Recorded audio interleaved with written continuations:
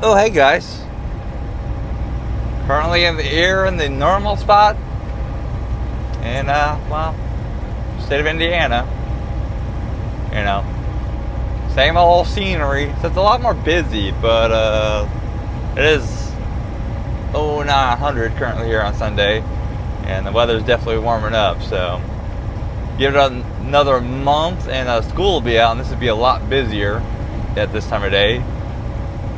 It's crazy though how just a few months ago, like let's say January, February, it was dead. 9 a.m.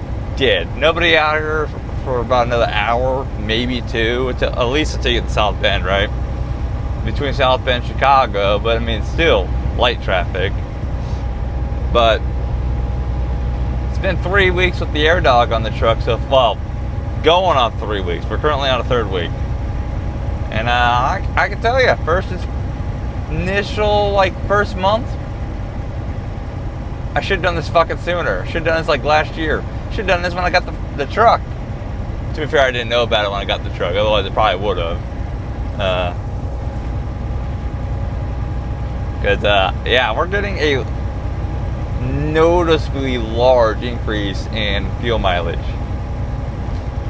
Which is going to happen anyways. And don't listen to people that say, like, okay, airdog doesn't say they can guarantee you fuel mileage increase, but they say on average they see a few tenths. So anywhere from 0.3 to 0.5 is usually what they see on average. A Volvo specialty shop that I let work on my truck whenever I get to his area or dictate, or dedicate and set aside some time. Because he is kind of out my route, so I kind of go to him because he's so highly recommended. All he does is work on Volvos. He's got a small fleet. He's got this on all his trucks, and he says he's seen an average 0.5, which makes sense anyways. You get air out of the fucking system. Where it's just straight fuel. There's no air going through the injectors. Yada yada yada, all that shit. It makes sense. Like, I don't understand. I don't know. I'm just going to assume that people say, it's not going to increase fuel mileage. Because if it did it, OEM would be doing it, which I know that is already being tested and prototyped currently out here in the real world as a OEM option. But also, the DAFCO is not OEM option either. Like, that's optional. Your truck technically doesn't come with a water separator. That's an option. Every single thing on this truck is a fucking a box you check. Do you want this, want this, want this, want this? You check boxes and uncheck boxes. Nothing on this truck says the engine, the actual, pretty much the drivetrain, the engine, the trans, even the axles, by the way, unless they're I forget the word they're looking for, but like Detroit axles, that's standard. But if they're like Meritor or Hendrickson, that's an option you got to check or uncheck. Like, if I was a Freightliner, my truck comes standard or Detroit. If I want Meritor, I had to uncheck Detroit and tell them I want Meritor or Hendrickson. So it's funny how people just forget trucks are 100% customized. But first week 6.6. Started off great, actually, though.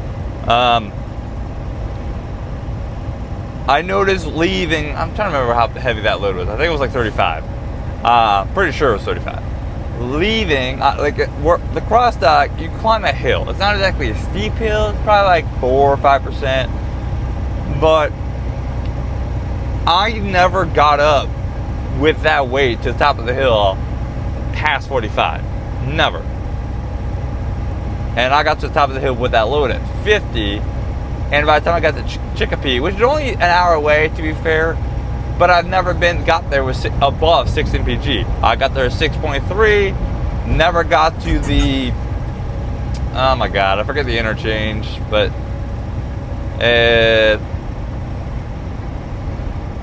it's the interchange just south of Albany with 90 and whatever that interstate is, I forget, but, which I should know that, but I didn't know how long it takes to get there. But anyways, I never got there with anything above you know, 6.3 mpg, and I got there like 6.7. And then by the time I parked, it was rare I parked with anything more than 6.9, at 7 at best, even with light loads, by the way. I parked at 7.3, first day. Already a noticeable improvement, right? And I'm only doing speed limits, right? Well, up to 70. I don't do anything crazy, you know. It'd be different when I was empty, going home, whatever. Then I'd probably do the speed limit, 75, 80, you know. But I noticed immediately there was a pedal response. The truck was more alive.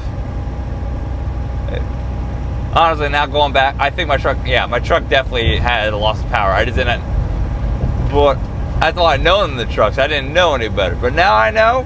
So we're gonna get that shit taken care of here in less than 7 weeks. Wait, no, forgot. June's 5 weeks, so it'd be like 10 weeks. Cause I'm gonna get the truck paid off first, but then I'm gonna get the shit fixed. But I didn't know any better, so that's all I known from this truck was it being, you know, it'll get there eventually type truck.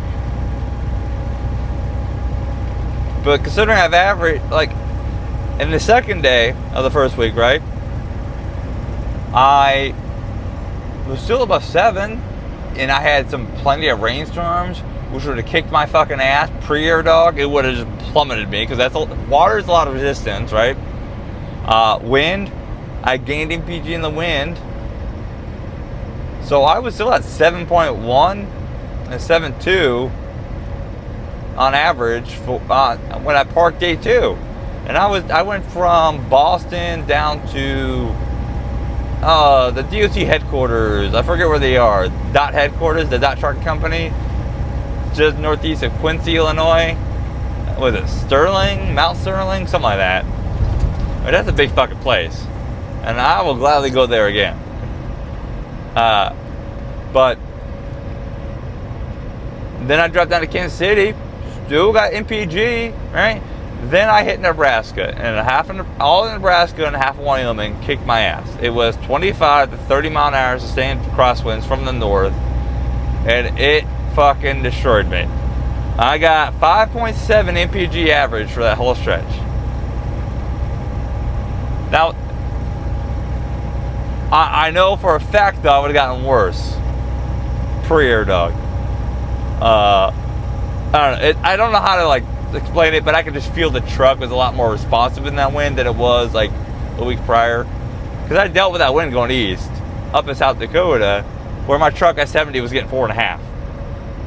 So, and at 65, I got 5.5. So, I was doing 70 getting 5.7. So that alone right there, you know, granted it's 1 week, but you know, there was a week before, like just a week before I was heading east, I had the same wind. So there's that. I ended up finishing at 6.6 for the first week though. Kind of bad, but I mean, when you average 6.4 since at least the start of the year, right? And honestly, probably worse than that before, you know, winter really started. But I probably had 6.4 average, maybe 6.5 in December and November. So there was 0.2 increase right there. Second week, I did that pickup in LA, right? The 2 picks, 1 drop, 38.8 is what I was. I did the 70 to 65, you know, speed limits, you know. I governed myself. I'm not governed at 70, but I governed myself at 70. And I took that load all the way to Gloucester. So all the way to Boston. There was no like, I got half of the load off. I got 3,000 pounds off here. No, it was as about a real world test you can get. And I got 7.1 for the whole week. No wind help. Matter of fact, I had more headwind and crosswinds in the country, but no wind help. And let me tell you, it was really nice to be able to do 1,300 miles. Oh, I could probably have done more, but at least 1,300 miles before I had to fill up. So, matter of fact, when I ended up putting in some, like, I I ended up topping off a little bit in Wellington, Connecticut. I didn't have to, but because the fuel was cheapish, and I was trying to help out this week, I just pretty much just put in 100 gallons, right? Get myself kind of back on my normal loop, see if I can kind of, just get my average down week to week again on fuel costs. So we'll find out. I have a feeling this week's gonna be good, but that's because how this load is. This load's gonna be a little cheating. Currently, so far, it's Sunday. I'm 820 miles in, averaging 7.6, 27,000 pounds. I'm gonna lose 19 of it, 19 of it inside Denver.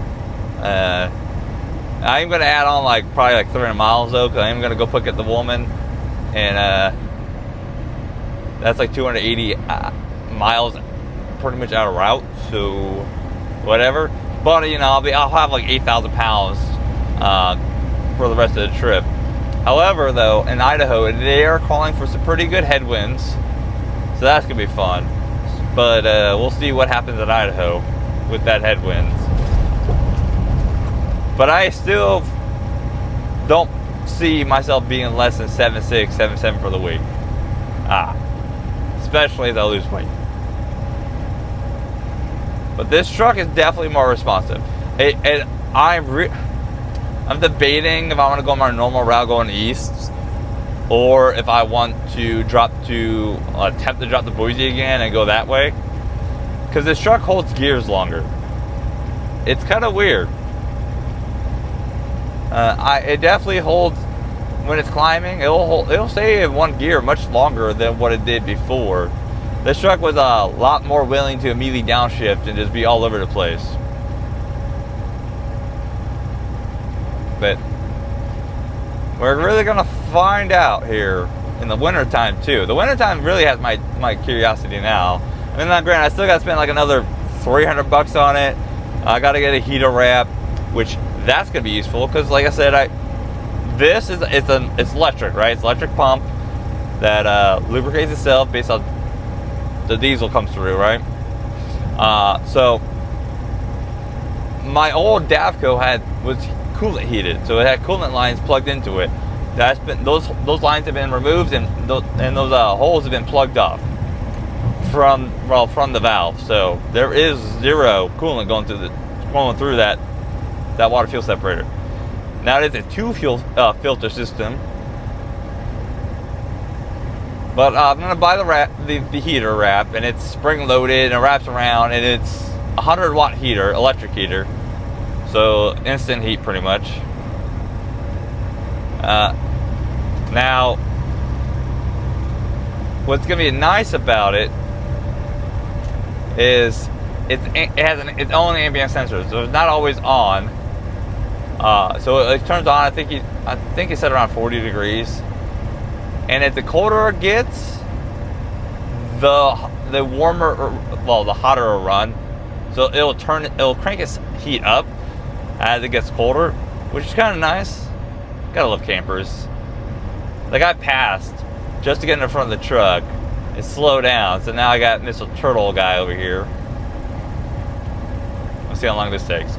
So that's gonna be nice. There's one thing, all right? That's $200, okay? It's for the pump and both filters. And every couple of months, I'll probably end up having to spend $200 on a set of 3 filters. 3 pairs, like I said, 3 sets. Cool. This guy's doing 67.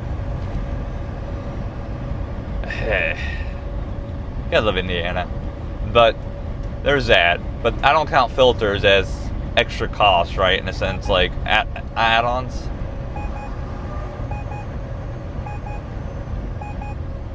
Trying to back off enough so you guys don't hear my little beeper. Kind of coasted downhill there onto them, but the other 2 things is I can be able to reuse my water and fuel sensor OEM plug. So I can buy an adapter so I can use it on these filters, which is nice. And these filters, if you buy it from AirDog, they're Donaldson, so they are good filters. Now, there is a clear bowl that I can plug into the bottom of the water separator to see kind of like what's going on too. I just gotta get in the habit of draining the water separator for about 5-10 seconds, like every week to 2 weeks ish. Well, at least this guy sort of sped up. Is he gonna get out of the way though? Probably not. Nope.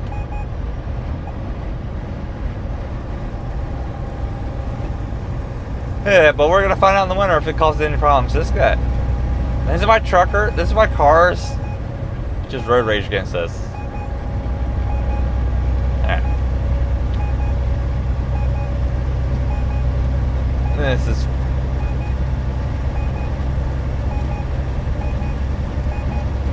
Wow. He's gonna take that long to pass this guy.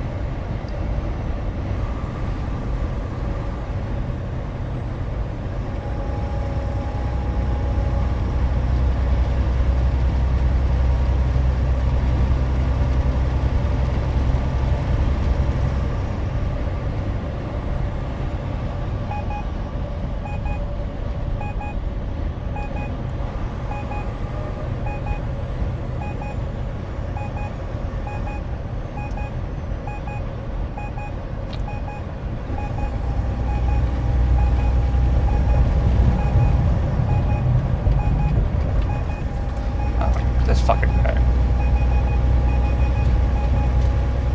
That dude was a truck length and a half away from this guy, and he just was to sit there and sit there and sit there. I guess we need 5 truck lengths to pass somebody.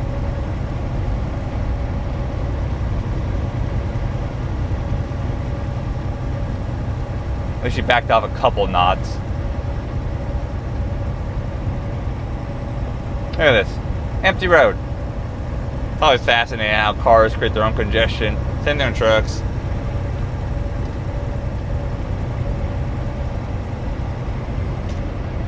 But I will tell you though, this truck, even at idle, there's less vibrations, and it's weirdly quiet. I mean, the 13-liter anyways that Volvo makes is quiet by itself, especially when you don't have a fan clutch running 100% all the time. But it's so weird. The fucking reefer's louder in it. And I have a Thermo King reefer. That thing's quiet too. I mean, the Carrier, if there's a Carrier parked next to me, I have a hard time hearing either my truck or trailer. Like, I have to be right next to the engine to really hear it. Which is kind of nuts. To be fair, my APU was much like, well, I would say it's louder than the reefer, but I don't know if it's much louder.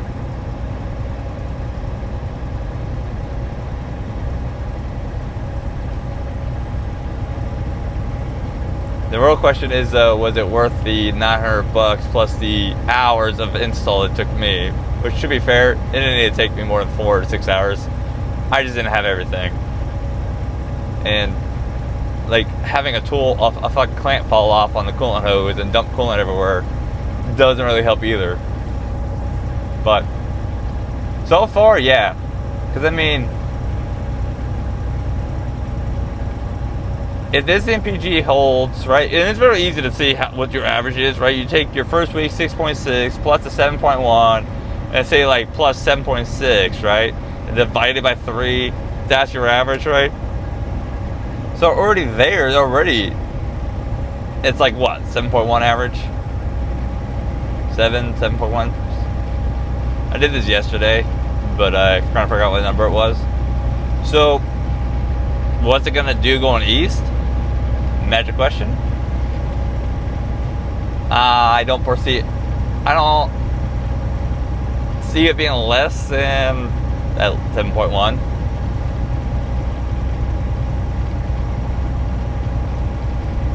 Now, even if you say, well, you know, it's a 30,000 pound load going east. Yeah, but I still got all that terrain to go through, so it's not like that. Sure, that weight helps me. But it's not like I'm losing. Like, and the load's going east. As soon as I'll get any one of those off, it could be Cleveland, maybe Indy. That's it. I haven't had a drop going east sooner than that. Going west, it could be Omaha. Usually, I mean, last week was weird. That was also a NorCal run. That wasn't, although I guess it could have thrown on this week too, on Northwest too. But that's a NorCal run, so that's not even Northwest run. But normally, like, my soonest drop is Omaha, maybe Sioux City, Waterloo, Denver. So these westbound loads may start heavier, but they also generally, I could have a chance to get some of the weight off. Could only be 1,000 pounds, right? But to get some of the weight off. Now I'm really curious though, how my MPG is gonna respond after mid-July and on. As of right now, I'm planning out the first week of July. So I'm planning on pretty much being at the shop by the July 4th. July 4th is the weekend. So that means it'd be the second week. So pretty much third to fourth week of July, be back to running, right? Or maybe something like that, right? It just depends how long things take, right? I already know I'm down for a week minimum, right? Because this is how these loads are. I just haven't decided if I'm going to take my trailer with me to grab freight and like grab a spot, like broker load and position myself. I haven't decided, but I know the mechanic up there does quality work and he's more than reasonable and fair. He's also a fleet owner, so you understand shit, right? But I'm really curious how this truck's going to respond with brand new injectors, brand new fuel lines, an overhead, new clutch, flywheel, all the stuff that could really. If you got a worn out clutch, it takes longer to shift gears. There you go. There's that. Evidence of deer got smacked there. So I'm really curious, right? I'm also going to turn the truck up too as I come out of the shop.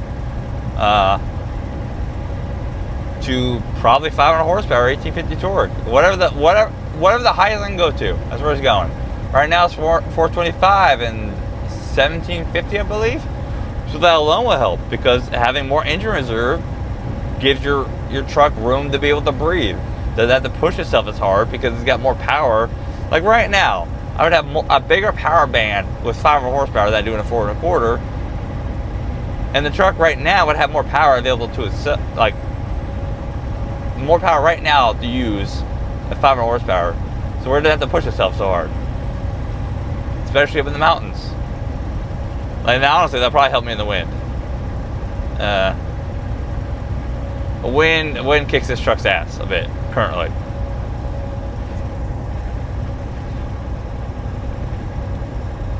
But I'm not going to like that build, but is it going to give me an increase? Probably. Is it going to be this big? Probably not. Is it going to be like maybe 0.1, 0.2? Could be.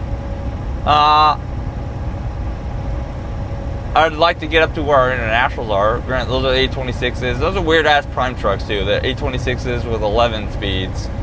Weird. It's a weird spec. I don't understand that. The 11 speed there. But those trucks easily get up pretty much anywhere from 7.6 to 8.5 MPG at 70. So the airdog is giving me what they're giving me. So this is all the airdog's doing. So I doubt those trucks don't have worn out injectors or just worn out everything. So what am I gonna? Should I expect to really be closer to 8 on average because of that my truck won't be worn out? Although there will be a re-break-in phase, so that's gonna be great. Yeah, I mean, it won't be like brand new break-in where everything's got to resettle, but those injectors will have to settle in a little bit.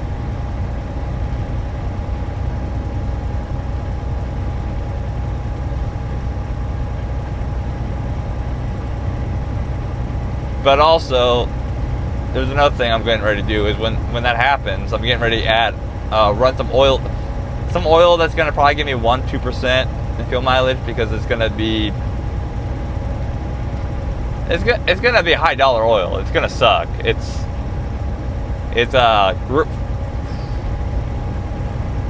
that Hot Shot Secret oil. I haven't decided I'm doing 1030 or 540 yet. I'm probably gonna do 1030, probably. If I had to guess, probably what I'm gonna do. I don't like the price, but the engine will like it. Not to mention that with all my seals being fixed, I don't have to worry about, you know, putting oil in and losing it because of the seepage, which has slowed down actually. It's almost non-existent now. It's kind of weird. It's really weird. Oh, I still gotta do my crankcase, so that's gonna help too. But yeah, I don't know.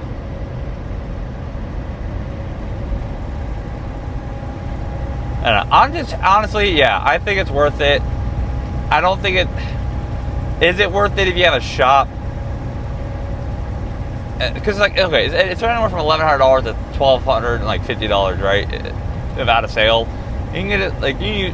There's codes out there you can get 10% off. Like I bought it with math, so I got $200 off for free shipping, right? So mine was like $950, right?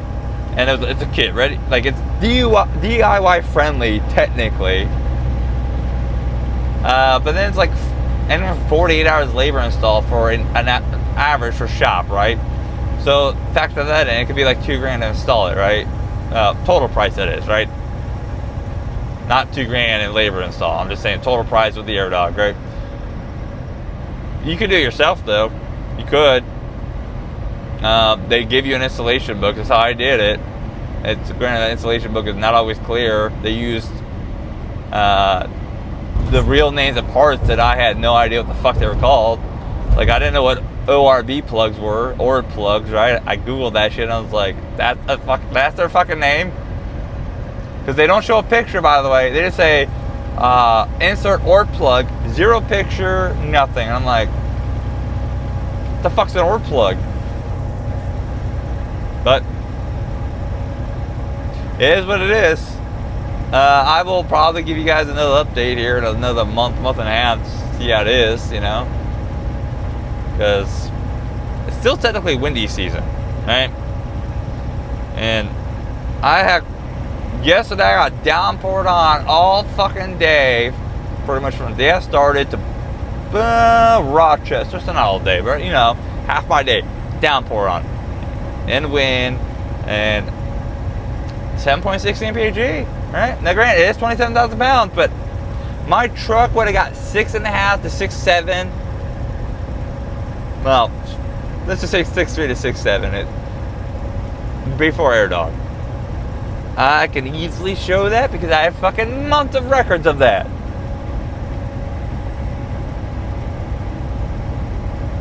It's just, it's sad. It's sad. But the video's long enough. I stretched it on long enough. You guys stay safe out there. Catch you next time. Bye.